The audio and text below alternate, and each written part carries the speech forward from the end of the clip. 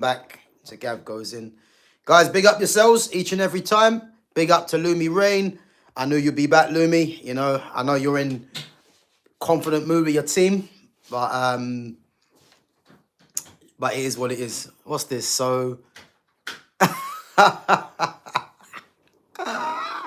yeah, listen, you keep coming with those songs for Arsenal, man. It is what it is. But as I said, you know, you guys have got it all to do, you know, and you're 6 points clear. Obviously, again, you guys are playing Sunderland tomorrow. So let's see what you guys can do, man, because you have a chance to go 9 points clear of Man City, you know. And obviously City have got they've got a tough game against Liverpool on Sunday. So yeah, listen, you guys can firmly be in the driving seat. So let's see what happens. Limelight for you, another fight or maybe a marathon? Yeah, marathon's not for me, I'll be honest. Yeah, I want to get back in the ring, 100%. I'm going to probably try and do it in the summer, if I'm honest. Because I think a lot of my fights have all been, you know, when it's been winter. So I'm going to try and get back in the ring in the summer. So, yeah, keep your eye out, guys. I will definitely try and get another one in. Why not, you know? Big up to Fitz. Big up my guy each and every time. Big up. So, yeah, guys, let's get into it anyway. Hope everyone, again, is having a good Friday. And I hope you guys have a good weekend as well. But, yeah, let's get into it. So, obviously, lunchtime game tomorrow. Manchester United taking on, obviously, Tottenham. 12:30 kickoff. And, yeah, listen, man, I'm confident. You know, and, again, it's been a long time coming, man, that I've been this confident in Manchester United. You know, I think what Carrick's done since he's come to the club, you know, 3 wins out of 3. You know, I think the Fulham game, you know, was a different game in comparison to the Man City and Arsenal. You know, I think Man City for me, you know, it's a derby, so we'll always sharpen games like that. And then you've got the Arsenal game as well, which, you know, historic rivalry. You'd expect us to try and put on a performance there as well. And, yeah, but I think the Fulham game, you know, if I'm honest, I think Fulham should have at least got something from the game, you know.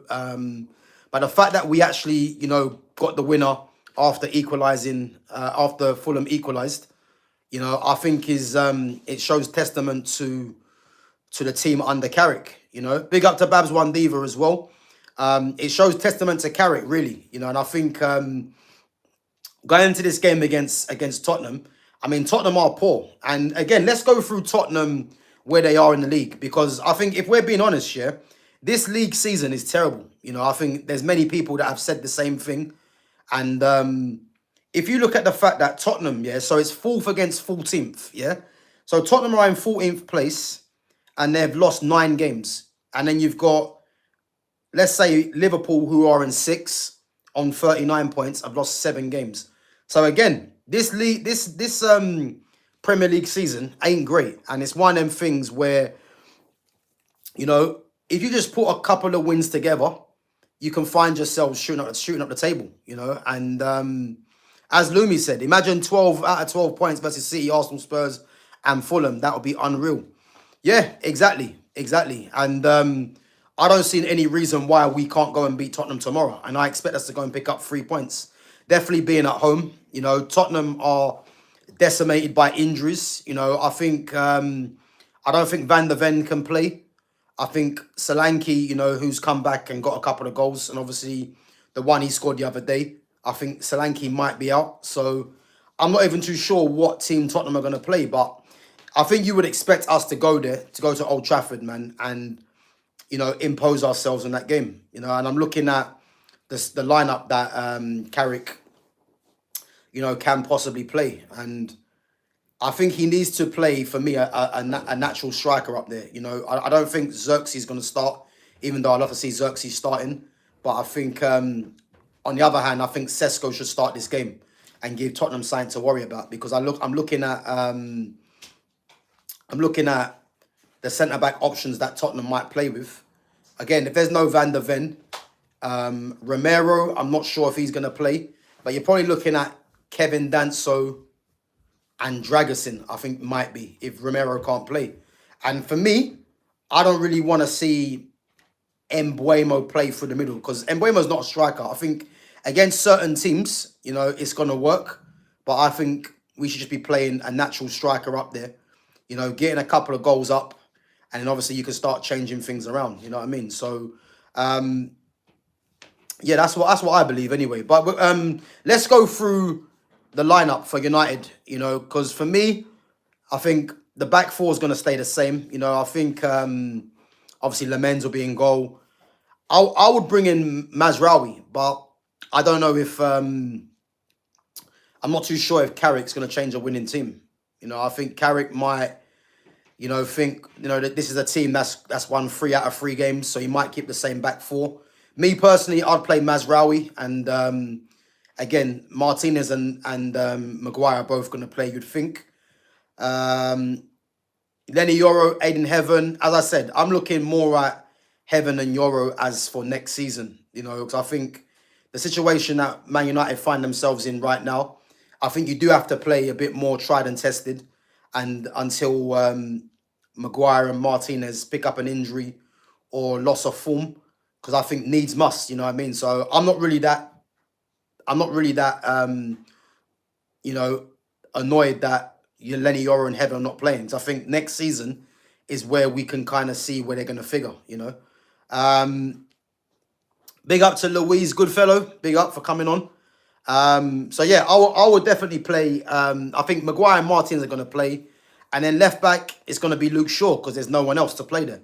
So I think you can play the same back four and Lamens in goal. And then midfield, Kobe and Casemiro. I think that partnership there, it's a shame Casemiro's actually going next season. Because for me, what a player, what a leader. And all of a sudden, a lot of people were saying that Casemiro's legs are gone. I had one guy tell me that, Casemiro's only got 60 minutes in him. I mean, what a lie that was, And arguably, Casemiro's been our best player since Carrick's come through the door. And again, it's a shame that he's going, but I think we just have to enjoy his performances while we can, really, And as I said, man, what a player he's been. But him and Kobe, their combination's has been good, and I think the midfield battle that we're probably expecting, because I think Tottenham play Basuma tomorrow, and I think Basuma will be in there. He might play João Palhinha in there as well with him. Trying to think who else they got. Papa Sarr. He might go for that midfield 3. So we'll have to wait and see what happens there. But I expect Kobe and Casemiro to dominate that midfield yet again. And obviously Bruno's going to play in the 10. And as I said, you guys know my thoughts on Bruno Fernandes anyway. I'm not the biggest fan of Bruno. I think he's massively overhyped. And at the end of the season, I'm hoping he moves on for the betterment of the team. But I think one thing that I've liked about what Bruno's done since Carrick has come in is that Bruno seems to be playing more as a team player rather than playing for himself. And I think, he's going to have his fans that think he can do no wrong, but you won't get that on this channel for sure. But I think that, he's definitely playing more as a team player. And I think he looks a lot better for it, but I don't want to do any revisionism and start saying that Bruno Fernandes needs to be here next season, because I just think it's the time for Bruno is now to move on. I mean, I'm hearing talks about United trying to offer him more money to stay, and like if we go and do that, this club ain't learnt nothing really. So yeah, for me, he does need to be moved on. But he's going to play tomorrow, and then out wide, for me, Ahmad has to be there again. Ahmad, for me, was arguably one of our best players against Fulham. And I think Ahmad's one of them players. He's an unsung hero, really. Because a lot of his game, from what people look at him, is more off the ball in terms of his, his tenacity and his running. But the guy's a very highly technical player. And this is why, I want to see him playing more central next season. Because I think a player like Ahmad, I want to see his ability being utilised a lot more rather than from out wide. So, but we can just, I think we have to wait and see what happens, because, as I said, man, Carrick is just going to play the tried and tested to try and obviously help his credentials at getting the job next season. So I think Ahmad will play out wide. Cunha, again, will play from the left for me. You know, I think under Carrick, Cunha's got, what, 2 goals and an assist, I think he's got. So you can clearly see the effect that Carrick has had on him. And to be honest with you, he's played well since he's come off the bench. You know, especially in the Arsenal game. And then from the start, I don't think he was great against Fulham. But again, the finish was top class, man. So, and again, with Dorgu out injured, Cunha's definitely going to play. Which leaves, obviously, the central striking position. Because I think with Mbeumo,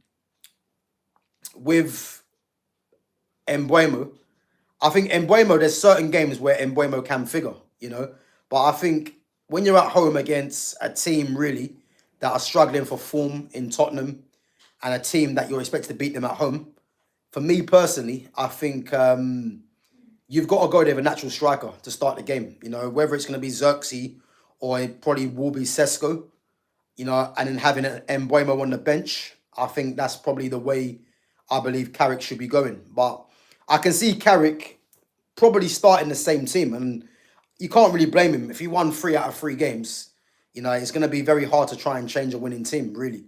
But, yeah, we'll have to wait and see what happens, man. But I just think I think in terms of the attack, I would want to see a natural striker play there. And then if that means having an Mbeumo on the bench for an impact, then so be it. But I'm not sure what Carrick's going to do. I can see him playing Mbeumo again through the middle, you know. So let's see. Let's go through some of your comments.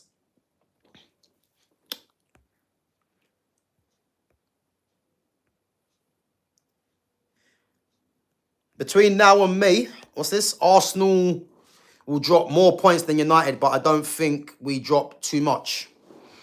Well, listen, you've got some tough games coming up, man. I think the Sunderland game tomorrow for Arsenal is gonna be tough. You know, I think Sunderland, man. I mean, they're missing Granit Xhaka, which will be a big miss. But I think away from home, you know, it wouldn't surprise me if they actually get a draw. You know, and I think for me, if Arsenal want to be seriously considered as title contenders or title or as champions, these are the kind of games you have to win, because City are going away to Liverpool in a tough game, and Arsenal, as I said, had the chance to go 9 points clear. So, and that will really put the pressure on City, because City will know that they have to win to kind of stay in the race. I think the one cushion that City will look at is that they've got to play Arsenal anyway. So in their eyes, they're probably looking at it as I say, like that's the saving grace game. But they've got a tough game, and if Arsenal falter against Sunderland, it opens the door back up for City. So let's see, man. As much ability as he has, the best ability a player can have is availability. Mount should be moved on. Boy, is this Lumi Rain or is this someone else? Lumi thinking Mount should be moved on. Listen, Lumi, I could have told you that years ago. Like, you're only starting to realize that Mason Mount is now a liability, or he's no use. Like, that's crazy. Yeah, trust me, Fitz, man. Lumi has been hacked. Must be. Because this can't be the same person that was telling me that Mason Mount, you know, you can try and compare Mason Mount to JJ Okocha. You know, don't think I've forgotten that comment, Lumi, yeah? Because that was mad. You know, I couldn't believe you put Okocha and Mount in the same sentence, man. It's embarrassing. But we'll let you off for that one, you know, amongst a lot of things, yeah? Gav, if Mount was fit, he would be top. The thing is, yeah, I struggle to believe how you think that, Lumi, really, because what would you say, yeah, is Mount's what is Mount good at? And I think that's probably the best way to kind of look at it. Because I honestly don't understand why you like Mount so much. I mean, I know he's from Portsmouth and that, but that's no excuse, you know. But why do you like Mount so much? Because I just don't understand the loving for Mason Mount. You know, this is a guy that is on 250 a week and costs 60 mil. And the loving you give him just doesn't make any sense. You know what I mean? Yeah, it's madness. It's madness. He was player of the season for a strong Chelsea 2 seasons. For 2 seasons. Yeah. Well, what does that mean? Like, there's been many player of the seasons. What are the qualities that you like about him? That's what I want to know. What's the qualities that he offers that no one else can? Because for me, his best attributes for me is that he's got an engine, but you can't just have an engine in football and that's enough for me, The game's called football, it's not a flex, it's football. And I just think he's just a decent player, that can run. But that isn't 250 a week for me. So his work rate, creativity, engine, IQ. Boy, that's pushing it. I mean, big up yourself, Lumi, for giving your opinions. But I mean, work rate, yep, I give him that. Creativity, I mean, I don't know if he's creative like that. I disagree with that. Engine is part of work rate, and then IQ. I mean, the IQ. I mean, what's his IQ? So really, as you've just said, we're looking at his work rate and his engine. So it's more about off the ball why you like Mason Mount, and that's cool. But that if you like his work rate and his engine, that's not a guy really that you should be banking on. If Mason Mount was a squad player, he wasn't on the money he was on, and didn't cost the money that he was bought for, I wouldn't really have an issue with Mason Mount. But it's how much he's on and the fact that he wears number 7, which is the big problem. At least my Andy Cole stance has merit. Illumi, got to let this one go. I hear it, Fitz. Yeah, man. His decision making is elite.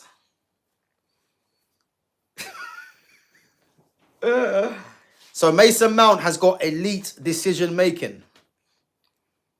Boy, I don't know about all that. You know what I mean? I mean, how do you class elite decision making? You know what I mean?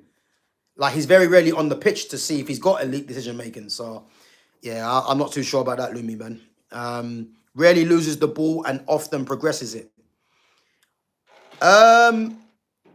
But again, like, losing the ball, I mean, isn't really a difficult thing with the way that he plays, because he gets the ball, and often goes back. You know what I mean? I think if you're someone that's trying to look for the killer pass, you'll be judged as giving the ball away a lot more.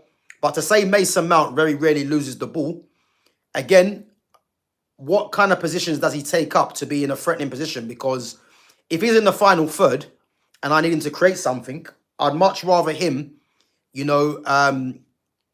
the ball high up the pitch rather than just, passing it back and going back to the defense, because anyone can kind of do that if you really want them to. But in the final third, where you need to make things happen, this is where, for me, he needs to kind of be judged on. And let's not forget, the money he costs and the number he wears, I don't really want to be looking at a player like Mason Mount as his best attribute, as his work rate and his engine. This is the problem.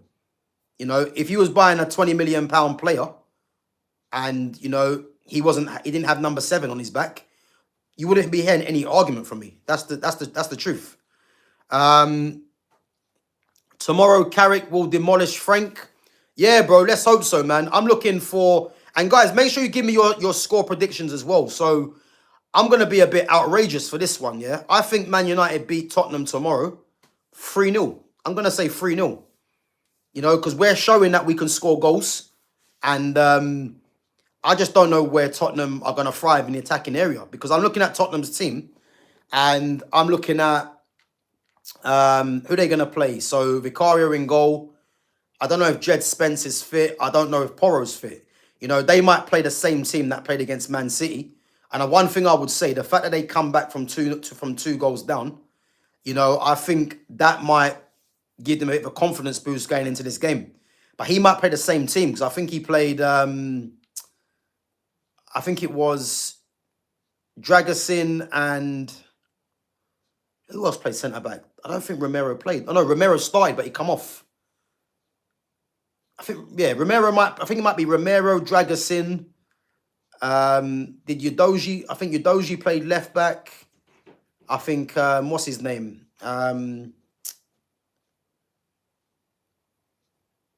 what's his name? Archie Gray. Did he play right back? I think he might have done. And then, or did they play three at the back with Paul Heenan at the back there?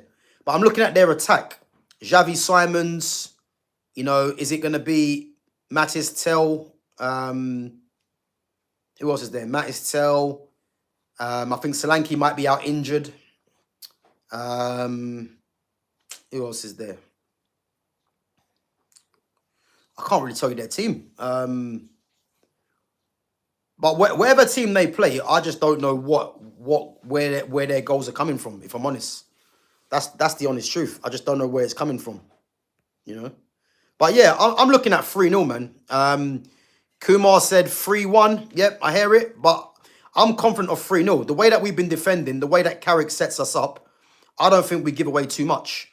And I think if you look at the Fulham goals, yeah, Fulham didn't really create nothing for the amount of good play that they had. You know, the two goals that Fulham scored was a penalty that for me was given away by Harry Maguire needlessly, and then a wonder strike from Kevin. So I'm looking at the way that we're set up in defence and we're at home. I don't really expect us to be conceding. So that's where my confidence is coming from. So I'm gonna say 3-0. I think we get a couple of goals tomorrow. Big up to Simon W says, good evening to you. We have unfinished business. Yeah, we do, man. We do. And I can't remember what the record is, but I don't think we've beaten Tottenham. I want to say in 6 games or something like that. Something mad I see the other day. And for me, that isn't good enough. So yeah, I think Carrick tomorrow will be, you know, probably drumming that into the players. And I think we definitely go because we're at home tomorrow. I can see us definitely picking up points tomorrow, man. 3 points is a must and 4 out of 4. And then all of a sudden, man, you know, it's looking a bit different now for this season because, you know, I've seen people saying that we can get second, you know. And I think you have to be honest, man. If we win tomorrow and City and Aston Villa don't win their games, then I think it's a possibility, you know. But I do personally think City beat Liverpool. I think the fact that City got clawed back, yes, against Tottenham, I think City going to look at this game and think, you know, this is the last chance. We can't really be slipping up. You know, they beat Newcastle, obviously, during the week as well. So they'll be thinking to themselves, they've got players that have been rested. So, yeah, man, I think City and Villa pick up maximum point, 3 points each from their games. But we need to be winning our game, man. And who knows where we can finish. Fitz is going 3-1. I hear it. But who do you think scores for Tottenham tomorrow? Who do you think scores for Tottenham tomorrow? Oh, I'm just watching the Leeds and Nottingham Forest game. Dominic Calvert-Lewin hit the bar header. So yeah, I think yeah, I mean, I wouldn't blame people saying 3-1, but I just don't know who's going to score their goals. And as I say, the way that we're defending as well, you know, I just can't see Tottenham posing any sort of threat against us in that sense. So, but yeah, 3-1, I hear it.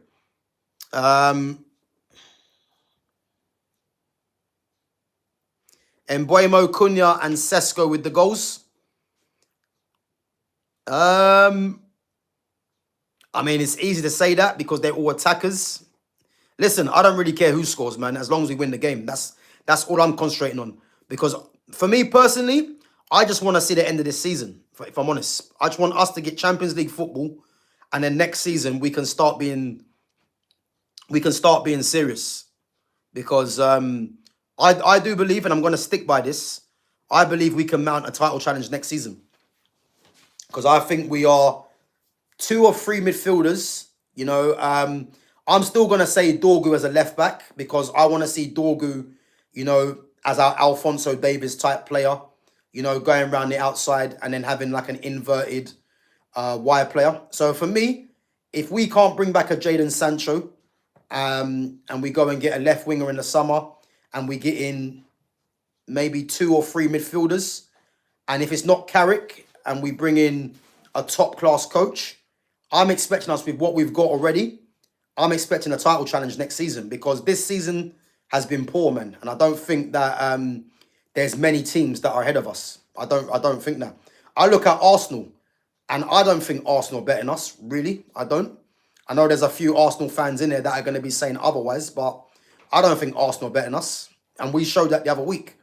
I just think Arsenal are in a stage right now where their team's been built for a longer period of time more than others, you know. And the way that Arsenal are set up, they're set up to be a defensive team, you know. And this is the problem. And I think Arsenal one of them teams as well, for me, that even in the summer, they can't really improve on what they've got because they've spent a lot of money on players, and they won't really want to replace them. So again, if you look at the centre backs, they're not gonna bring in anyone to replace Saliba and Gabriel. You know, Calafiore's coming, Hincapie's coming, Lewis Skelly's there. They're not going to bring in a left back. Urian Timber. Again, he's one of the best right backs in the league, and they've got Ben White there as well. They're not going to bring anyone in at right back. David Raya's in goal, so there's no improvement really that they'll be looking at. Then you go into midfield. Zubamendi's a new signing. Rice cost 100 million. So they're not going to improve that. Odegaard's the captain. They brought Eze in as well, so they're not going to improve that. Then you look at right wing. Saka's signed a new contract. Madueke's been brought in. And they've got youngsters as well. Wanyeri on loan. Dowman, who they think highly of as well, so there's no improvement there. They brought Gyökeres in for, what, 60 mil? Gabriel Jesus is there. Havertz is back now as well. And obviously Arteta likes Havertz, so they're not going to improve that. So really you're looking at left wing. But then again, you've got Trossard, who's signed a new contract, and you've got Martinelli, who's on 180. So again, who are they going to be bringing in really to improve that team? And this is what I'm trying to say to you guys, that what Arsenal have shown this season, for me, isn't great. I just think they've been a defensively solid team, but going forwards, they've been awful. Let's be honest. So I'm looking at us improving our midfield, you know, in comparison to what we've done to them this season already. And we're not a million miles away. And I remember having this conversation at the start of the season with a friend. He asked me, how far do you think Man United are off winning the league title? And I told him, with the squad that we have, I said, 2 seasons. I said, 2 seasons. And look at where we are now, because I think it was Fitz that done the breakdown of the games that we've lost or drawn under Ruben Amorim. And if you look at all those results with a Michael Carrick in charge, we'll be top by now. That's the truth. So, yeah, that's where the confidence comes from for me, you know. Gav, you need to keep Simmons quiet. He's looking good lately. Nah, you're getting a bit carried away there, Lumi. I think Xavi Simons had a good second half against... he had a good second half against Man City, but first half he was awful, like all their players. And again, with Xavi Simons, I don't really rate Simons that highly. I think he's got something about him, but I don't think he's anything that we need to be worrying about, if I'm honest, you know, because we've got weapons of our own, man. If you think that we got Ahmad, we got Cunha, we got Xerxes, we got Sesko, we've got Embuemo, we got Bruno who can chip in with goals as well. Kobe Mainu, you know what I mean? Casemiro. Look at the quality that we have in our team, you know. And this is a team that's missing an injured Patrick Dorgu and an injured Matthias de Ligt, who's our best defender. And then you've got the youngsters like Lenny Yoro and Heaven that are not getting game time at the moment. And we've got Mazraoui, who's basically not back into the first team yet. So yeah, man, listen, I'm confident. Most of Spud's players are injured. I hear it, man. Yeah, they've got their 2 best players for me are injured, and that is Maddison and Kulusevski. Because I think if both of them are playing, I don't think Tottenham are in this situation. I think Tottenham are higher in the league because they're missing their 2 best creators, you know, and like these things are underestimated, really. So 2-0. 2-0 leads. Hey, 2-0 leads. 2-0 leads. Bloody hell. Madness.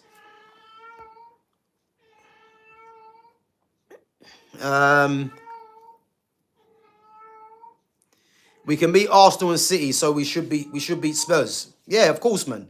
I hear it. I hear it. And again, this is why I'm confident.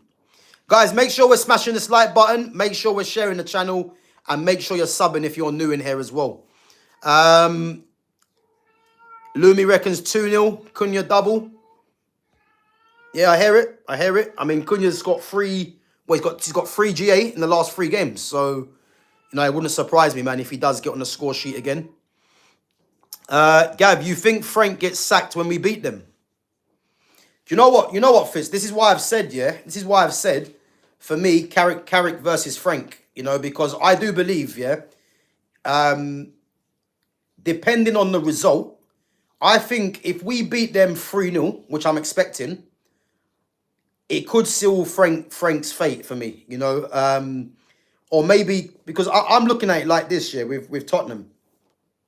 Are Tottenham going to keep Thomas Frank to the end of the season because they haven't got a replacement lined up? That's what I'm thinking. So if we beat them, let's say 1-0, then I don't think Frank gets sacked because I think they'll look at it and think, we might give him another couple of games. But if we beat them heavily, like 3-0, then maybe this might be the last straw. I don't know. I think he would have bought himself a bit of breathing time from the Man City game. Because whenever you come back from 2-0 down against a team like Man City, I think a lot of people will start saying, the players are still with him, etc. But what I would say is, I do think if he does get beat heavily tomorrow, I think that might seal his fate for me, But yeah, we'll have to wait and see. But I definitely do think that will be in the question. I know there's a lot of Tottenham fans, from what I've spoken to, that don't rate Thomas Frank. I mean, I think Thomas Frank is actually a good manager. He was one of the managers that I wanted Man United to replace Ruben Amorim with last season. And I don't think that Thomas Frank. I don't think it's his fault really at what's going on at Tottenham. I don't think it's totally down to him. I just think he's missing a lot of players. And when you're missing the players that he's missing, you think of No Van der Ven. I think Jed Spence is injured. I think Porro might be injured. Madison, Kulusevski. That's 5 players. Kudus is out now as well. That's 6. Solanke might be out. 7. I think Bergvall might be out. 8. I don't know if is Bentancur fit. I don't know. But he's missing about 8 or 9 first team players, And any team that's got to deal with that is going to struggle. So, can you believe Chelsea spent 200 million on Garnacho, Gittins and Mudryk? Yeah, listen. Whoever sanctioned those deals, man, really needs to be looked at, because that's unforgivable, man. I mean, to sign 3 players like that. And again, the thing is, Mudryk for me, Mudryk had something for me. I know there's people out there that didn't really rate Mudryk. But I thought Mudryk had something. And before the thing happened with him, he actually was getting better. But you put that down as a waste of a signing, really. I mean, Garnacho, there's no point even talking about him because, again, you guys know my thoughts on Garnacho. We had people telling us that Garnacho will end up at Real Madrid. This is the level of delusion that these people were talking about. I mean, in what world does Garnacho end up at Real Madrid? Not only does he not possess the ability to play for a top Premier League side, people were trying to say he's got the ability to go and play for Real Madrid. And again, that just shows you the level of understanding from a lot of these people. Because if you just know your football, you wouldn't come out with that nonsense. That's the truth. So, and then obviously Jamie Gittins, obviously formerly of Man City. This was a guy that couldn't even start for Borussia Dortmund that time. So, yeah, it's crazy, man. It's crazy. It's crazy. Yeah, listen, I believe I believe we will score first. But even if we don't score first, I can't see Tottenham holding out for a lead anyway. I just don't. I think Tottenham are, you know what I mean? They're decimated with injuries, and I just believe that we've got the firepower, man. Especially us being at home. Yeah, that's what I'm saying. 3-0. You know, and the thing is, I don't think I'm even going overboard with that. I think 3-0 as a minimum. Who's winning the Carabao Cup, City or Arsenal? Also, I have a poster of you in my room. That's crazy. That's crazy. But who's winning the Carabao Cup? For me, Man City. I think one-off game. I think City showed against Newcastle, who are a tough team. They dispatched them 5-1. And again, the second leg at the Etihad, I watched the first half, and to be fair, they were comfortable. And again, I didn't really see the second half. But when you're beating a team like Newcastle over 2 legs, 5-1, I don't think there's many teams out there that would do that to Newcastle. You know, if it's by the odd goal, fair enough. But 5-1, they dominated them. And again, you had Arsenal beating Chelsea 4-2. I mean, for me, that was really a 3-2 game, because the goal that Havertz scored at the end, that doesn't come really if Chelsea don't go gung-ho, if we're being honest. So just based on that, you know, and again, it's a one-off game. I do think Man City beat Arsenal. But again, this is going to be a good game, because depending on what's happening in the title race, you know, this could be the confidence boost that either team needs to go on and win the league. So that game's in March. So as I said, man, it's going to be a good game. I'll definitely be watching that. Probably do a watch along for that as well, if I'm honest. You know, Carabao Cup final. In actual fact, I'm definitely doing a watch along for that. Definitely. I'll definitely do a watch along for that one, no doubt. But big up to Timothy, man. I'm going Xavi Simons to score or assist. What's that? Is that on your accumulator, Fitz? Because I tell you now, man, if that's on your accumulator, then fair enough, man. But yeah, I think Xavi Simons had a good game last game, second half. But I just don't see us conceding, man. I'll be very surprised, put it that way, if we concede against Tottenham, because I just don't know what Tottenham have got in their ranks to hurt us. That's the truth. But if we do concede, then fair enough. But I'm confident, man, for this game, no doubt. Big up to Mamba. Big up. Gavin Fitz, who's your Prem goalkeeper, defender, midfielder, and striker of the season so far? So for me, the best goalkeeper this season, and again, biased aside, yeah, I think Lamens has been the best goalkeeper. I think if you're looking at what we spent on him, the impact that he's given since he's come to the club, and the confidence that he's given, I'm going to go with Lamens. I also do think Donnarumma. You know, Donnarumma's been very good. You know, I think if you look at a lot of the games, Donnarumma's kept Man City in some of them games, and is arguably instrumental in them going on and winning games as well. So, yeah, I'm gonna say, for me, Donnarumma or Lamens.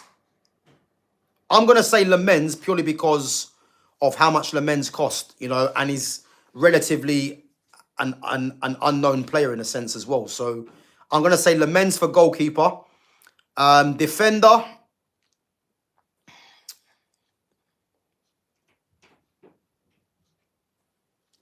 Defender's difficult. Defender's difficult. But I'd probably say, if we're looking at centre-back, my pick would have been Matthias de Ligt. But I think because de Ligt's been out injured lately, I'm going to probably say Gabriel, because Gabriel's, the impact that he has for, Arsenal, you know, you can clearly tell, like, he's a leader for them. So, yeah, I'm going to say Gabriel at centre-back. But it would have been de Ligt for me, because I think de Ligt's been that good, but he's been out injured. So I'm going to say Gabriel. Midfielder, Moises Caicedo, without fail. Definitely. Moises Caicedo for me. In terms of central midfielders, him and Casemiro for me are the best two midfielders in the league for me. Elliot Anderson's been very good as well. I think Declan Rice has been decent, but he's not there for me. So yeah, I'm gonna say Moises Caicedo. And then striker, I mean,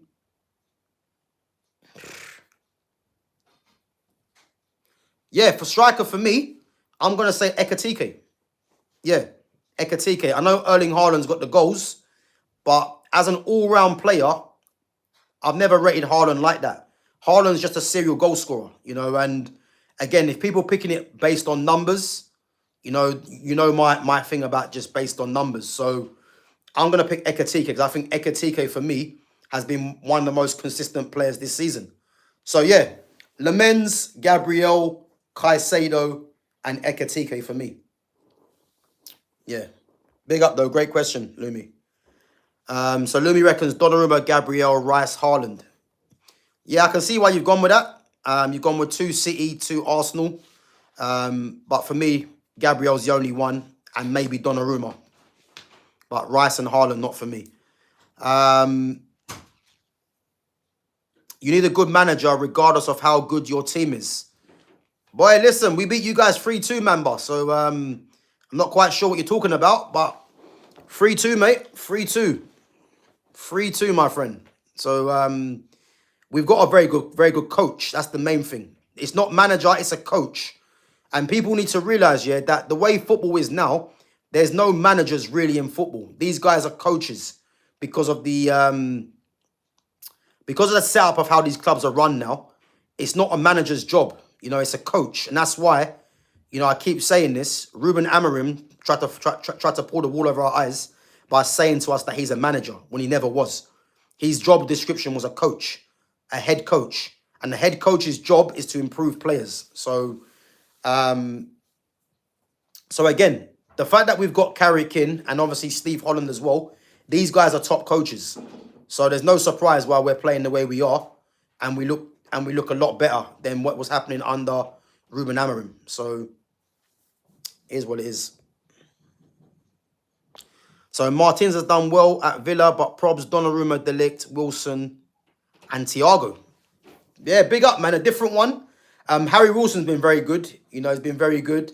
Igor Thiago's a good shout. He's a very good shout. But I'm gonna say Ekatike just because of Ekatike, his consistency and his all-round game. Because no one expected Ekatike to come through this season and do what he's doing.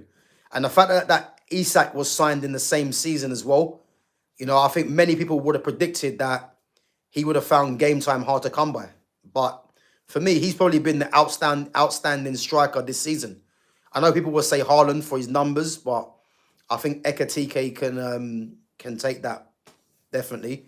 But again, Haaland's got a chance on Sunday, man, to show, you know, why he's the main striker in the league.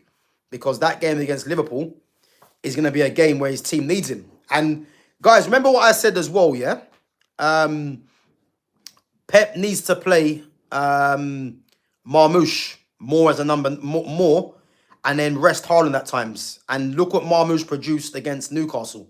Like, Marmoush needs more game time. And I think that helps Haaland as well. Because Haaland will be more fresher. You think of Champions League. You think of, obviously, the league. He needs more game. He needs more rest. And as I said, I think, as I said, I think Pep needs to play him more. But against Liverpool, I think, well, Cherky's going to play. Haaland's going to play. Bernardo Silva will play. Rodri will play. Mark Guehi will be back. Kusanov, I think, will play with him. Nunez will be at right back. Left back, does he go with Nico O'Reilly or does he go with Ait Nouri? I think O'Reilly will play. Donnarumma's back. And then they've got players back now, City, you know. But I think a lot of the players that played against Newcastle, I think he probably rested them anyway. So, yeah, it'd be interesting. Gav, we are the most complete squad in the history of football. We can't improve it, to be honest. Yeah, and then for every good comment, Lumi, you say, is a bad one coming your way. So, listen. Yeah, listen. Remember the receipts from last time, yeah? Just know we're gonna store this as another receipt. Because you're the best, you're the most complete squad in the history of football. So let's see you guys win the quadruple. Because I'm telling you this now, when you fail, Yeah? Don't say I didn't tell you. The Quadteta is incoming. Yeah, you guys need help, man. I'll be honest. You need serious help. Give me Nusa, Baleba, Walton in the summer. We're competing. Give me Anderson and a backup for Maz. Dallo must go, and we're winning the league. Big up, Fitz, man. Big up. Listen, Antonio Nusa, yeah? I like Nusa, but the only thing I would say about Nusa is I think United might go Premier League proven, because I'm looking at what we've got on that left-hand side right now, and then bearing in mind, yeah, that this league is poor as well. I think we might get more players that are Premier League proven to help us win this title, because, as I said, I don't think we're a million miles away from Arsenal. I mean, I said to you, I don't think we're far away from Arsenal. I think Arsenal are probably more consistent than us. But if we're looking at quality of the players and the squad, I think we've got definitely more quality than Arsenal. So I think just based on that, I don't think we go for, untested in this league. For me, I do like Nusa, but they might be looking at it thinking we want to go for Premier League proven, which is why the likes of who we've been linked with, Baleba, Anderson, Walton, these guys are all Premier League proven, And I think if we're looking at a left winger, I've always liked Iliman NDI. I've always liked him. And he's what, 27? And he's the only one in this league right now I'm looking at from all the other teams that will be more or less available for us to go and get for a decent price as well.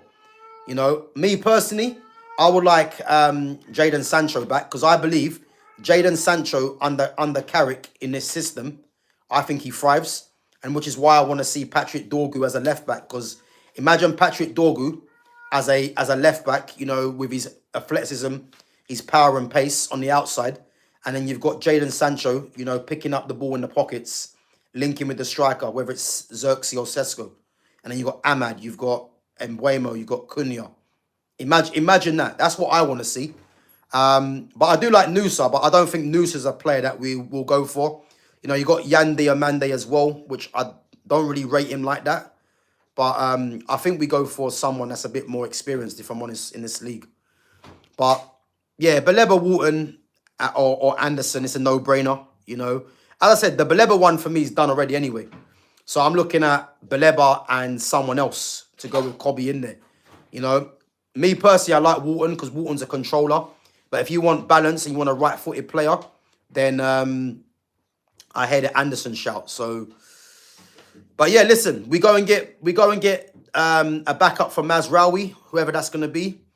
Then listen, we're not a million miles away, man. I'm telling you, I'm confident.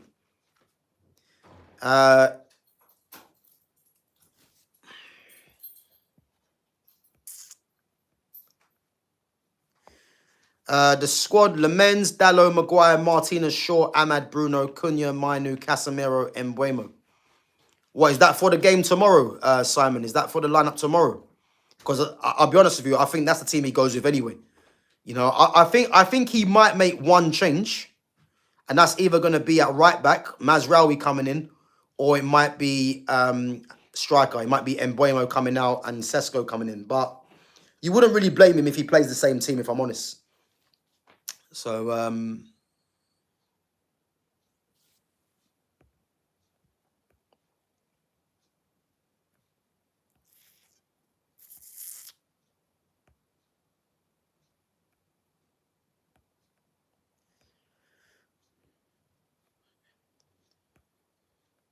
if United does not beat Tottenham, Carrick does not deserve the job.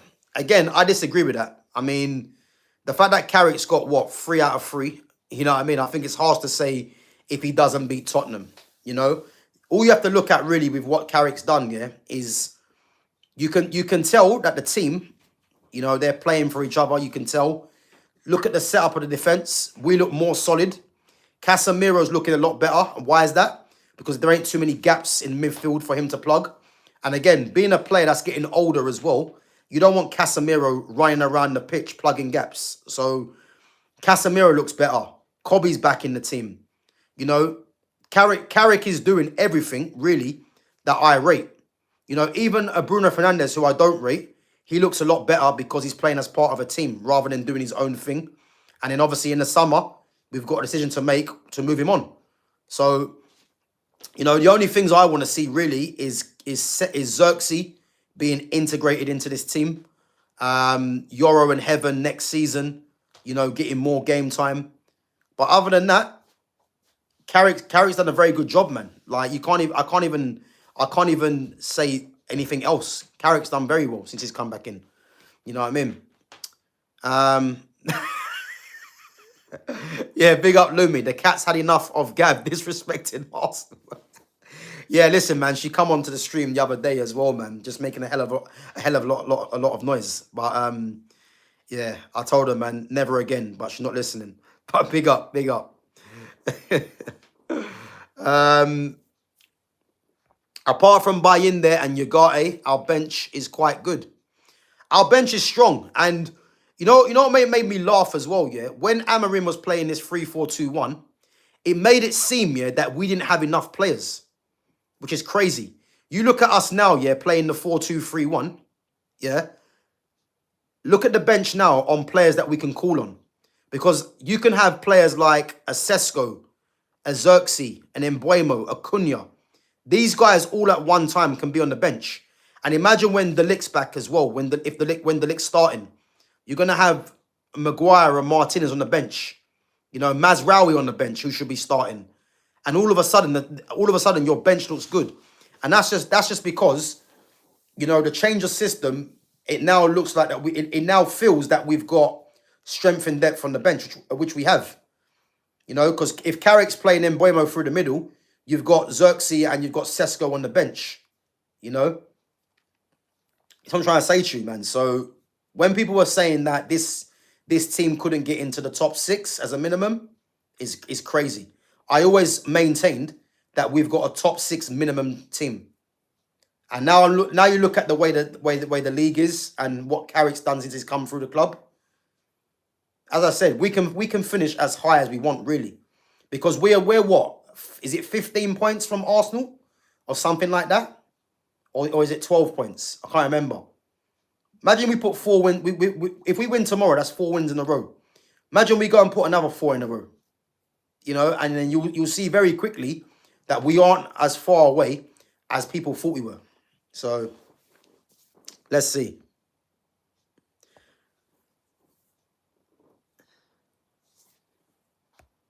I think the Champions League exit will seal Frank's fate. Maybe. But who knows, man? He might not even make it that far. Who knows?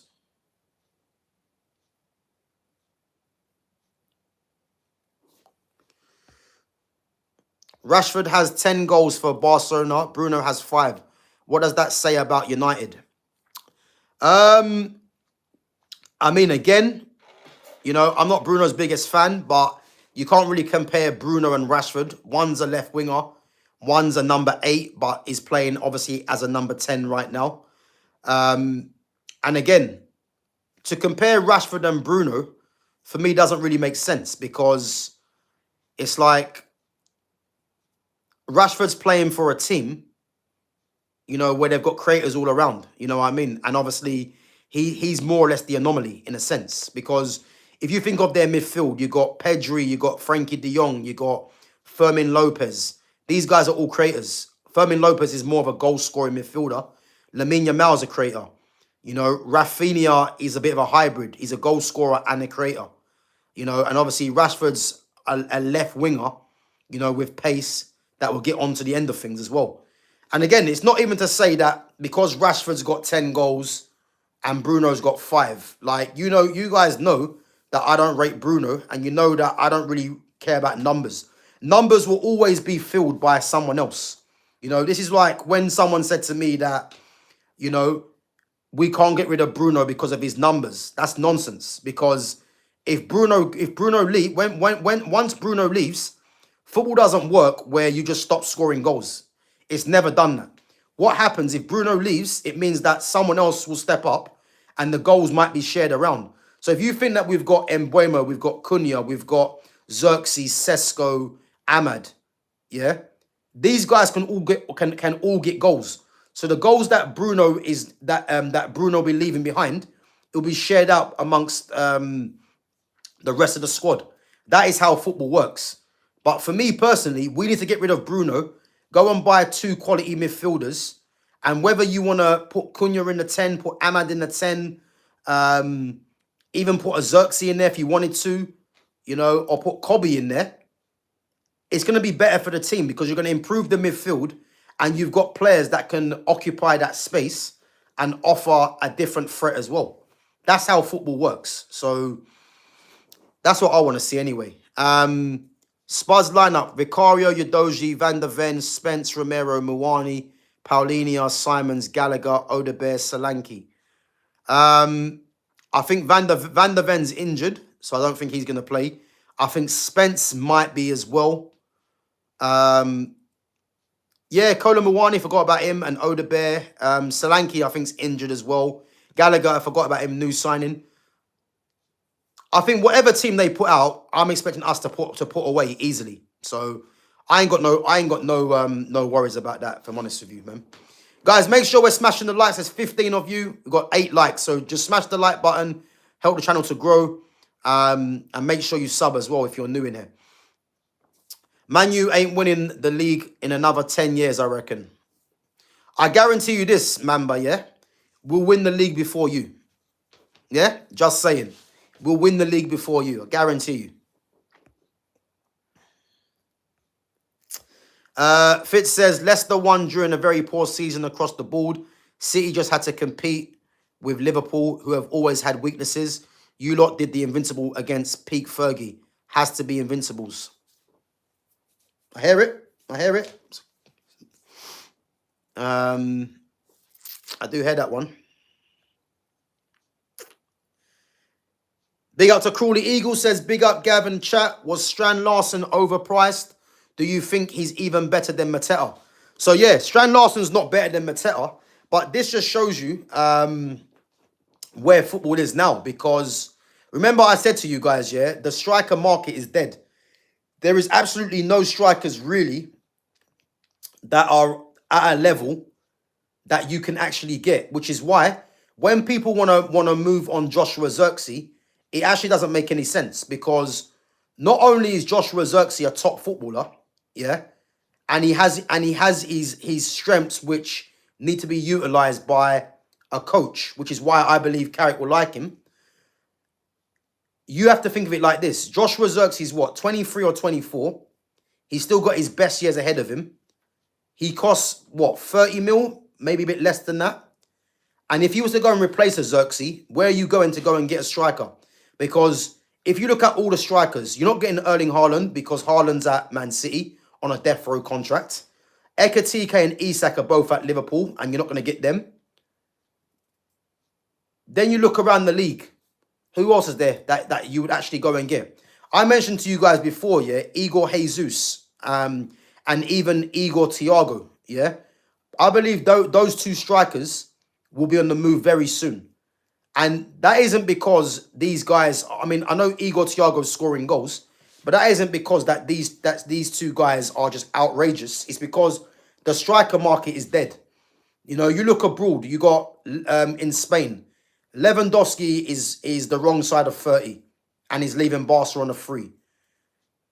Mbappe's a left winger, but obviously plays through the middle now. Yeah. You're not getting him. Endrick is on loan at Lyon from Real Madrid. So can you get him? I don't think so. Then you go to Barcelona. We'll say Barcelona already. Then you go to Atletico Madrid. Who have they got really? Julian Alvarez is more like a Xerxes type, so you wouldn't go for him. There and again he costs a lot of money, and there's no one else. Then you go to Germany. Harry Kane's the wrong side of 30, so there's no point going for Harry Kane. Guirassy is 30. There's no one else. So, guys, can you see the problems? Yeah. Then you look at in Italy, Lautaro is not an out-and-out number 9, so you wouldn't go for him. Marcus Thuram, I don't really rate, so no. So can you see the problems we're having? Yeah, this is why Strand Larsen cost the amount he did, because although Strand Larsen had a poor time this season with Wolves, he showed last season that he can score goals. And again, the money that Palace bought him for was a lot of money, but they're probably looking at it in a sense where the amount of players they've lost, them spending that money on a Strand Larsen is not really anything, really, because they got money for Eze, they got money for Guehi, they got money from Elise from before. There was someone else. Mateta wanted to leave as well. So they had money in the bank, you know. But if you're asking me, was he overpriced? 100% he was overpriced. He was. But again, man, this is the market we're in, because the striker market is dead. Like, it is what it is, you know. Big up to Verbic. What's up, Gav? Looking majestic as always. Well, you know what, man? I do try my best. But nah, big up, man. Big up for coming through. I know, obviously, rival fans and that. But, yeah, no, I appreciate you guys coming on, man, each and every time. Whether we agree or disagree, it is what it is, man. It's what it's meant for. But big up. Call me delusional, but I see a run of games Arsenal drop points, especially if they get an injury or two.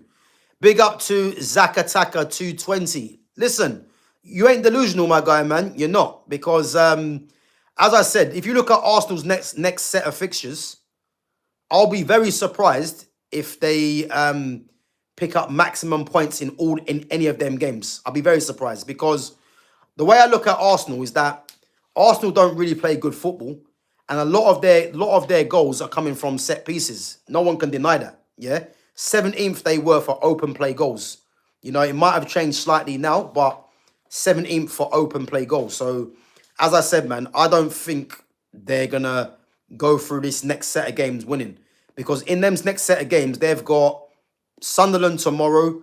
They got Brentford in there. They've got Tottenham in there. The North London derby. Chelsea's in there. Obviously, they got Champions League games coming up, Carabao Cup finals, and again, a lot of their same players have been playing a lot of games. Saka's out injured now. I think Arteta's saying he'll be back soon, but Declan Rice, you can tell, is running on empty as well. So yeah, man, there's a long way to go, man. So what I would say is we're gonna see what Arsenal are really made of, because they have a chance to put 9 points between themselves and City. You know, but City has still got to play them. So, yeah, let's see. Let's see. Big up to Foxy Danny as well. Big up. Big up to Lumi Rain as well for the super sticker. Appreciate it. Big up. Big up. YF says, Gav, I think we sign Baleba, Alex Scott, Lewis Hall, and Rafa Leao if we qualify for Champions League. You know what? Big up to Wyatt, man, because that's there's a few names there that I've not really heard before. I think the Baleba one's done. I've said that from time ago. You know, I think that's been sorted out. I think that's a summer deal that we're gonna do. I think as soon as the season finishes and we know what's happening with the manager and what we're gonna be doing in terms of if we're in the Champions League or not, I think that's when the Baleba deal gets sorted out for me. So I've got no problems about that. And as you guys know already, he's one of the players that I've wanted United to sign for time, you know. So I think that's done. Alex Scott, I don't think we get Alex Scott. I think Alex Scott's a good player, but for me, we have to be getting Walton or Anderson to partner Baleba. Like that's what I want to see. You know, if both of them, we don't get both of them, then the Alex Scotts, the Angelo Stillers, and that, you know, Lamine Kamaras, these guys might come into it. But guys, there's one guy I wanted to touch on, yeah, which I'll probably save it, and I probably might do a stream on another time. So I'm not gonna ruin it. But there's another player that's you guys might know I'm talking about anyway. But I want to do a different show for that one, because I rate this guy highly, you know. And as I said, man, I think I mean there's a couple of teams that they should be locking onto him. Man City's one of them. But again, we'll do a stream on that. Maybe tomorrow, maybe Sunday. I'll see. But yeah, but Alex Scott, I don't think so. Lewis Hall, I rate highly, but we're not going to get Lewis Hall. Again, Lewis Hall, Tino Livramento, both former Chelsea players. I mean, Lewis Hall's a top player, but we're not going to get him, man. He's going to cost too much money, and the fact that Newcastle sold Isak for the amount they did, I'm looking at 3-0. Calvert-Lewin. I'm looking at what's his name? Lewis. I'm looking at Lewis Hall as being 100 million as a start. You know, because he's a top left back. He's one of the best left backs in the league. But we're not going to get him as much as I would like us to sign him, but it's not going to happen. And Rafa Leao. I mean, Rafa Leao is a weird one because if we're looking at left wingers, he's probably one of the names that is out there that is probably regarded highly by a lot of people. I don't rate him that highly. You know, I do think he's got his strengths and weaknesses. But I don't see how you would go for a Rafa Leao when you've got Cunha there in a sense, because we need to get someone, for me, that is, how can I explain it? We even need to get someone that is young, that doesn't mind being in and out of the team, or we go and get Premier League proven like a Illiman NDI, where this will be the biggest club he's been at in a sense, you know, and he's happy to rotate. That's just my opinion. So the Rafa Leao one, I just don't see it. I think out of all those names on that list, YF, I'm looking at Baleba as the only realistic one in my opinion. I don't think the others in Lewis Hall and Rafa Leao we can get. Not because we can't get them, but I just believe that these clubs are going to ask for a lot of money. And if we look at the summer as well, if you remember, AC Milan were asking for 107 million or 9 million for Leao, I think, as well. So it's going to be difficult, man, if I'm honest.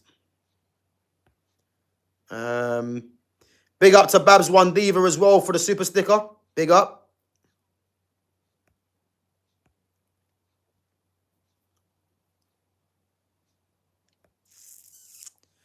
Caicedo has dropped off lately. I don't think he has. I mean, it depends what you mean by dropping off, because it depends what you mean. Because if you're going somewhere with this to try and tell us that Declan Rice is better than him, then not for me. Not for me. I think he's been good this season. Zubamendi has been by far the best midfielder. Maybe for you guys, not in the league though. Yeah, maybe for Arsenal, I hear it.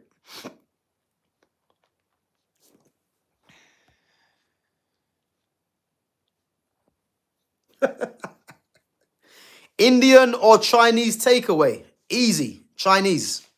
Has to be Chinese, man. Is that what you're getting tonight then, Lumi? But yeah, Chinese for me by far.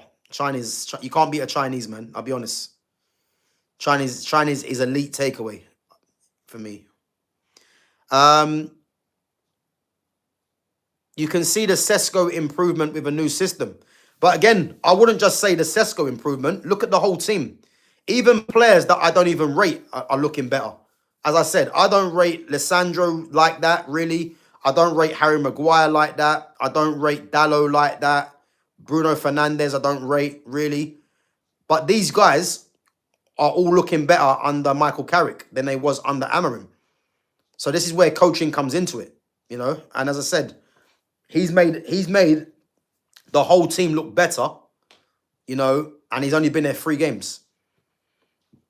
This is what coaching does for him and the team. You know what I mean?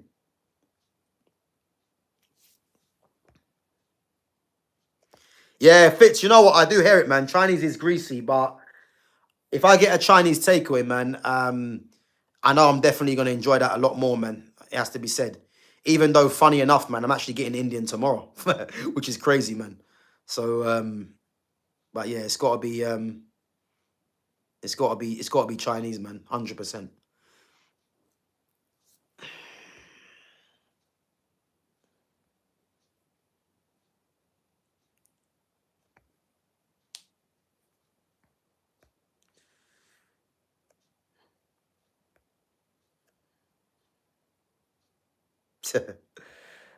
The cat disagrees.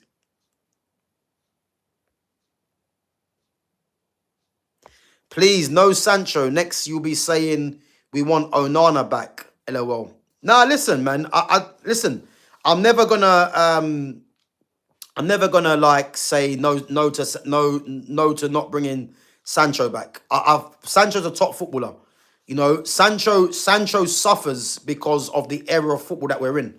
Because a lot of people are just looking at GA rather than looking at what a player does well. So for me, when you got players of quality like a Jadon Sancho, you can't be turning your nose up. And the fact that we're looking for a left winger, you know, if we go and get an Element NDI, let's say, yeah, then I'm like, yeah, cool. If Sancho wants to move on, they want to move him on, fair enough. But I'm looking around world football right now for left wingers, yeah, and someone of the profile of a Sancho who is a pass first player.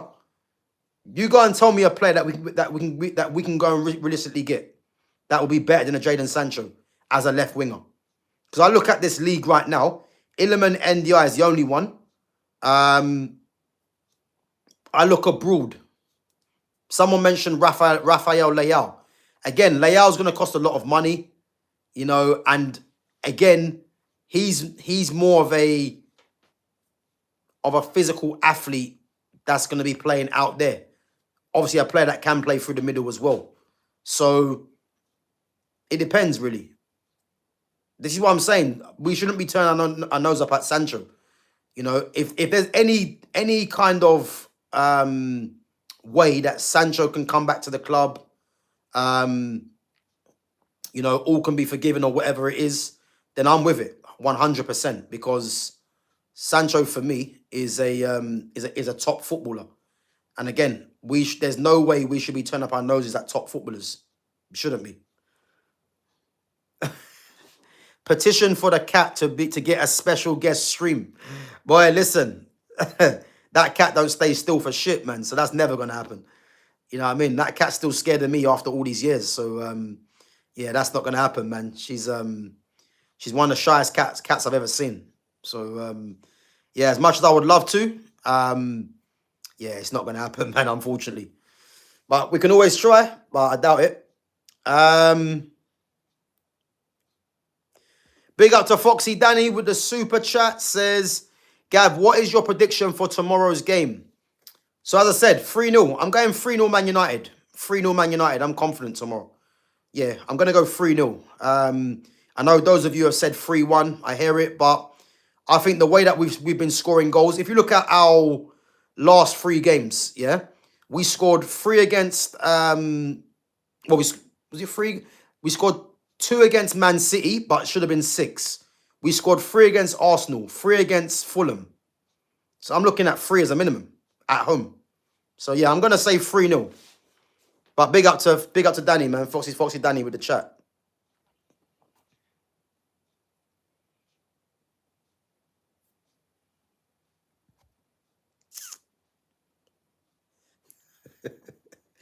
The cat is perfect for the stream. Big up.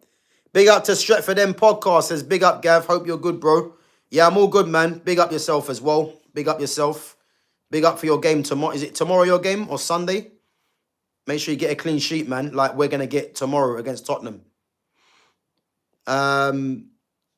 If we put Ugarte on in the second half, then God help us. Yeah, bro, this is the problem, man, because, yeah, that guy Ugarte, man.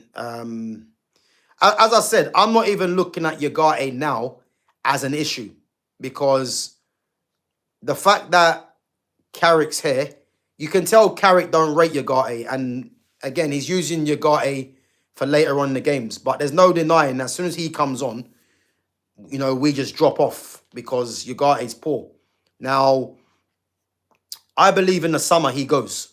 So this is why I'm not really that fussed, because I definitely believe, you know, he won't be at Man United next season. And for me, that's the main thing. So he was a problem for me under Amorim and under Ten Hag, because these guys, you know, used to like Ugarte. I know Amorim didn't play him as much as Ten Hag, but these guys liked Ugarte. So he's not a problem for me no more, because he'll be gone next season. So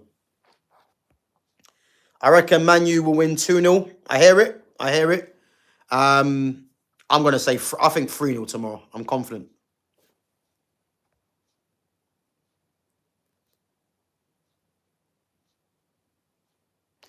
I see De Ligt will be out for the rest of the season.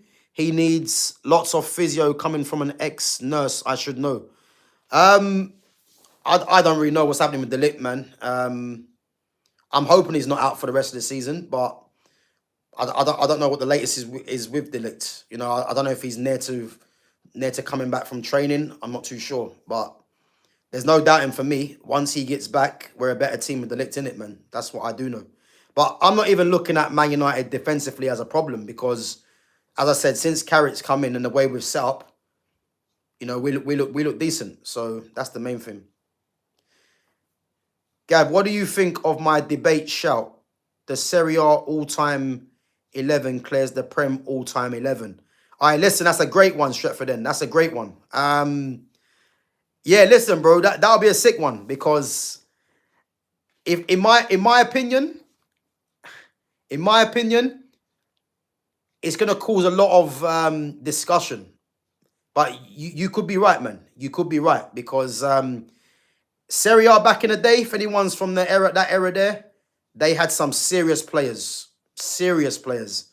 George Ware, R9, Zamorano, Salas, Chiesa, Totti, Del Piero, Beppe Signori, if you know about Beppe Signori, Baggio.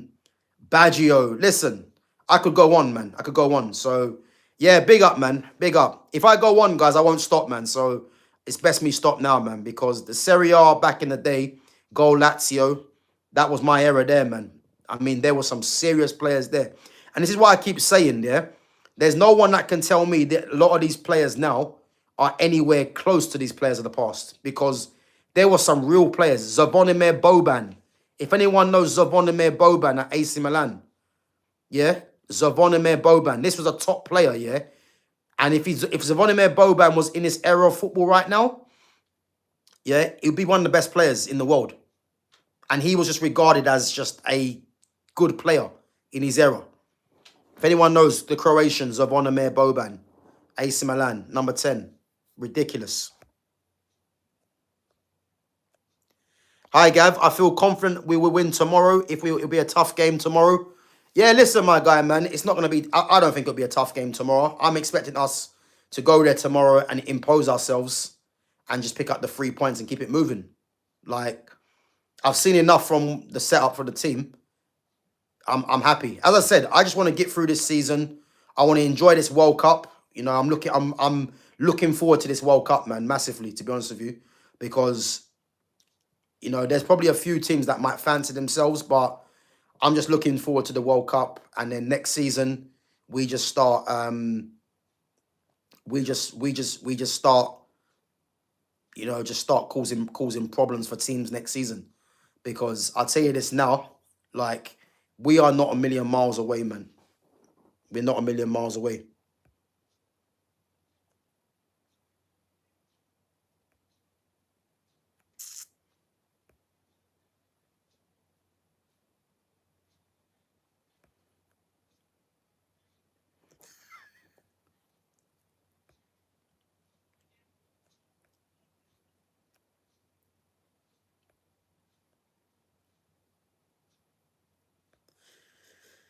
What's all this talk about Spice Girls in there? You lot are losing your mind. Spice Girls, you know. Yeah, listen, early 90s and early 2000s. Yeah, listen, man. These guys don't know what they missed out on, man. It was ridiculous. Big up to Simon, man. Big up.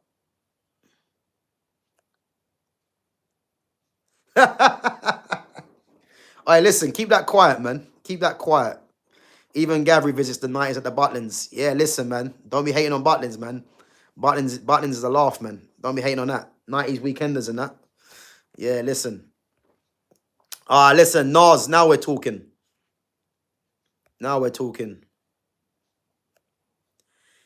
Fitz, Illmatic or it was written? Nah, it's got to be Illmatic, man. It's got to be Illmatic. Yeah, it's got to be Illmatic. If you know about Ether, listen. Is it Dame Diddy, Dame Daddy, or Dame Dummy? I got to put that on after, you know. Ether's going to come on after, man. I got to put that on. Who do you think is winning the Premier League? Manchester City. Manchester City are winning the league. I'm telling you now, they're winning the league. I know it's not looking well for them at the moment, but have faith. I'm going Man City. But big up.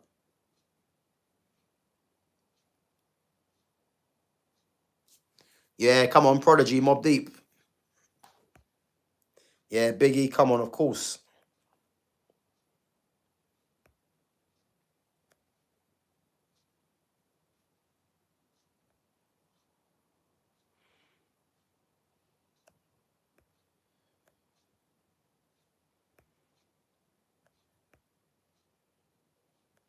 Gav, I saw reports that Ronaldo is linked again with Man United. Gav, is it true? Nah, it's a load of bollocks, man. Where's this coming from? Don't be believing that rubbish, man. Ronaldo's been dropped from Al Nassr's team for the second game running. But the thing is, they've snookered themselves, Al Nassr, because they've given him a new contract. He's on bare money. You know, he's got a say in the team as well. And it's not looking good for them, innit? Oh, yeah, Styles P, man. Listen, that's old school Styles P.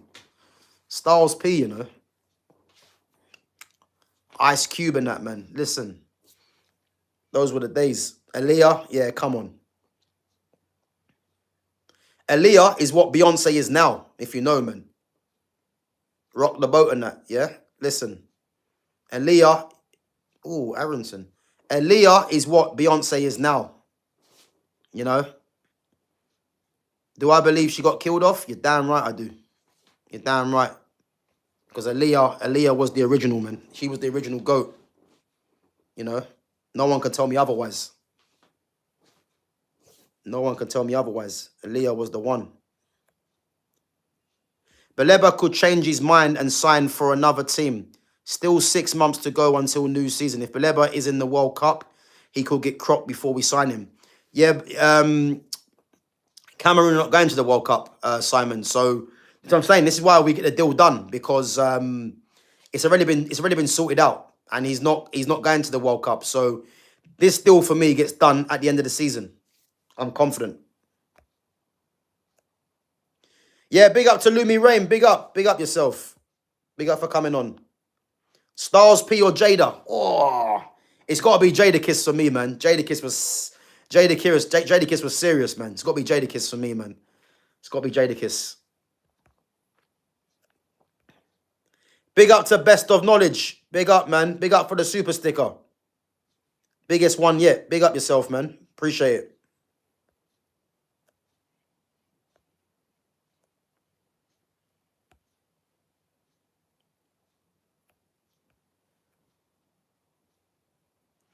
Aaliyah, Brandy, and not to forget Missy Elliott. Don't forget Lil Kim in there as well. You know, Lil Kim before Nicki Minaj, man. So let's not forget Lil Kim, man. Missy Elliott. Super duper fly. Hey, listen. I forgot, you know what? I forgot about Missy Elliott. I can't stand the rain. It's my window. I can't stand the rain. Listen. Missy E, you know. Missy E all the way.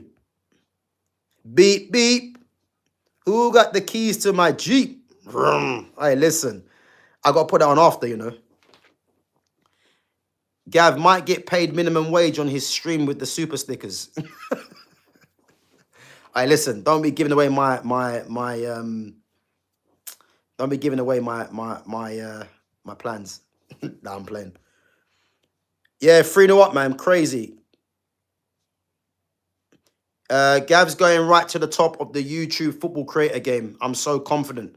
Yeah, big up Lumi, man. I appreciate it. But you know what it is, yeah? Obviously, as long as I'm giving content to you guys that want to be here, you know, that's the main thing, innit? Because as I said, like in terms of, you know, in terms of my knowledge in football, what I've done, you know, my background and that, as I said, like I'm talking from experience, from playing, watching, and just yeah, my absolute investment in football. You know what I mean? So as I said, if sometimes it might not be for everyone, but if you really want to hear proper footballing talk, then it's a channel to come onto, man. And if you don't, then again, it's not for you, man. It is what it is, isn't it? But as I said, man, if you guys enjoy the content, then I'm happy to give you guys content, man. It's the enjoyment that I get, man. I like interacting with people on football chat. You know, whether we agree or not, that's the main thing.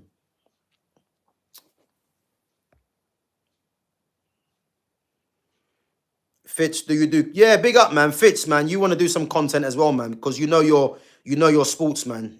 You definitely should be you definitely should be getting onto that as well, man. No doubt, man, because you know your sports, man. You know your sports.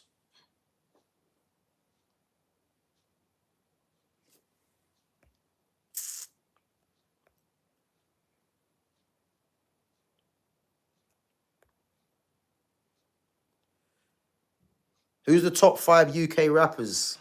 Dizzy, Gigs for me. Oh, if anyone knows about Klashnikov, you know about Klashnikov?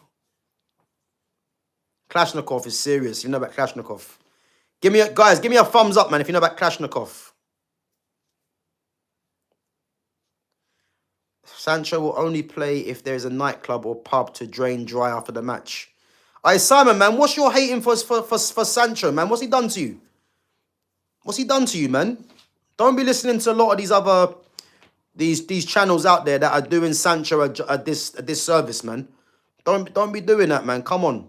Sancho is getting, you know what I mean? The criticism around him is a joke for me personally, you know?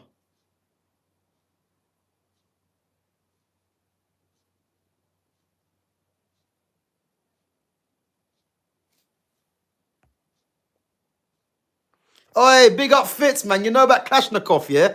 Again, guys, I'm reading through the messages and I'm not even seen this, yeah? And Klashnikov come up, you know? That's crazy. That is crazy. Gets Kano, Wretch, Swish, Klashnikov. Hey, listen, that is mad, you know? Guys, I've not even seen the comments, yeah? Because obviously I'm doing it on my phone, yeah? And I just said Klashnikov and you guys are saying Klashnikov. Hey, listen, madness. Yeah, Fitz, man. Send me that through as well, man, after the stream, bro. I want to give that a check as well, man. I'll make sure I'll sub to that, man. Make sure you send that through afterwards.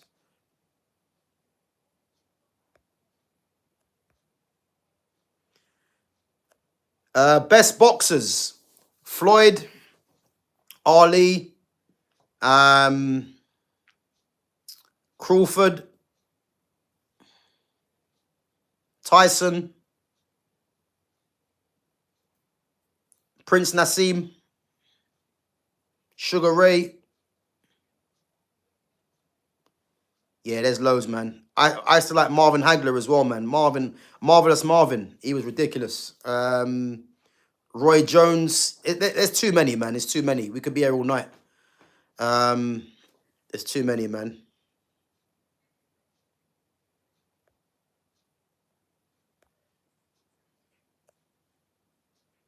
Chavez. Okay, yeah, Chavez, I hear it. Yeah, Hearns, Leonard, Hagler. Yeah, you guys are saying the same. Yeah, listen, I'm not even seeing the comments, man, and we're on the same levels, guys. Big up yourselves, man. We're on the same page. Nassim was ridiculous, man. An Asian brother coming into the boxing, man, and just doing what he's doing, man. Like it was unheard of. You know, the confidence, the swagger. You know, people wanted to see him get beat as well, but the guy was elite, man. Even when he got beat by, was it Antonio Barrera? Like, you know, that wasn't Nassim, man. He was on his way out for me on that one. Thomas Hearns, you know.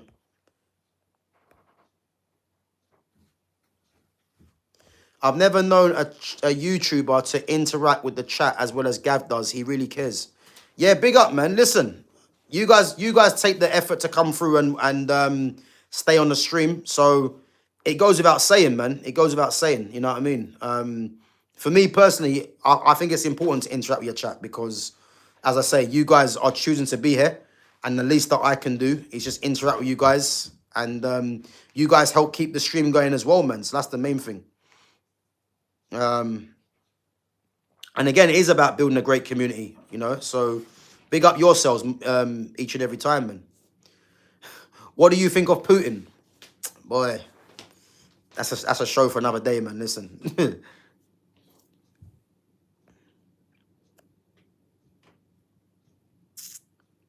Yo, Gav, what do you think will be the score? Man United versus Tottenham.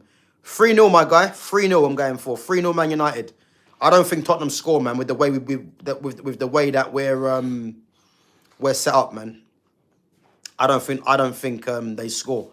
But again, if they do score, then fair enough. But we're winning this game. We have to. You know, and I'm confident. I'm confident.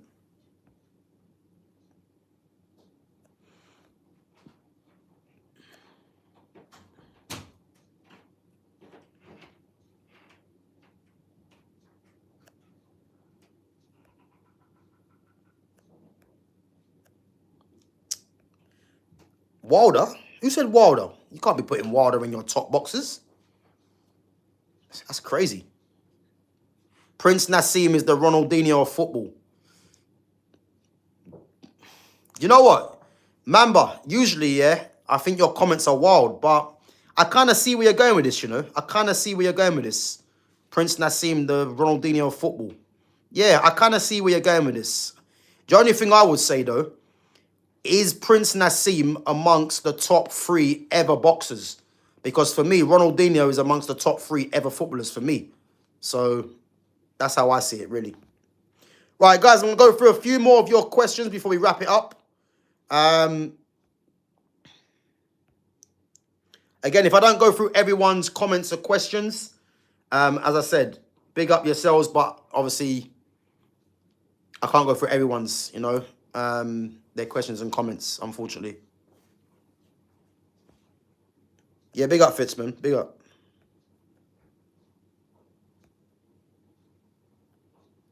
Yo, I'm a big fan. I box for Amir Khan Academy, by the way, since we're on the topic. Big up Saving for Palestine, man. Big up yourself. How's that going, man?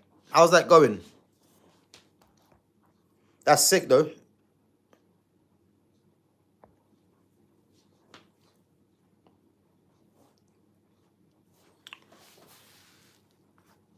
Ollie, Cooper, and Foreman. I hear it, man. I hear it. Wait, who's Cooper? Who the hell is Cooper? Who the hell's Cooper? I never heard of him. Cooper.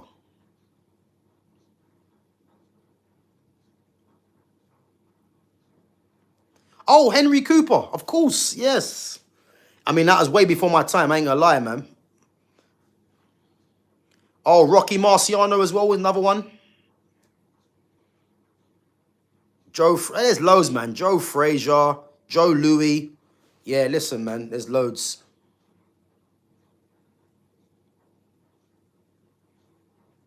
Yeah, there's some of the GOATs, man. There's some of the GOATs, I ain't gonna lie.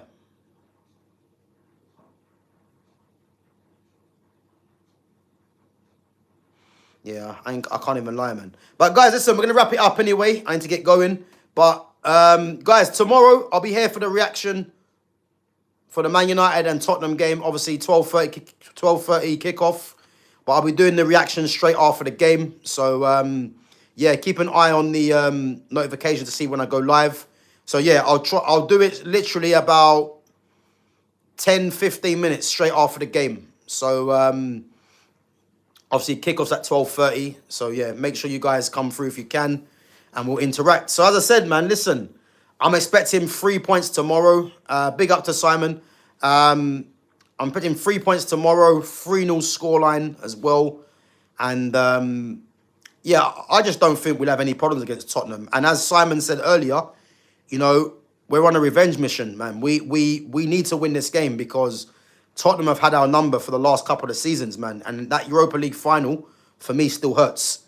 It only hurts because Amarim should have been sacked after that game because losing that game was unacceptable. Unacceptable. So, yeah, let's just hope, man, that tomorrow, you know, we can just go Old Trafford, pick up the points, and just move on to the next game. You know, because as I said, man, Tottenham are decimated with injuries, and there'll be no excuse for us not winning this game if I'm honest. You know, but guys, big up yourselves each and every time. Make sure you smash the like button. Make sure you sub to the channel. Make sure you share the channel as well. And guys, check out all the other content as well. A lot of them now are starting to go up in chapters, guys. So yeah, a lot of the streams now will definitely be in chapters. So if there's anything that you guys want to see me talk about in particular, then as I said, they'll be in chapters. So yeah, make sure you guys go and check that. And as I said, big up to Foxy Danny as well. As I said, guys, we are going to be back tomorrow for the match reaction to the Man United and Tottenham game, where, as I said, we should be expecting 3 points and a few goals. So big up to all the newcomers as well. Big up to all the mods each and every time. And yeah, guys, tomorrow, catch you after the game. Come on, United. Have a good weekend, guys. Take it easy.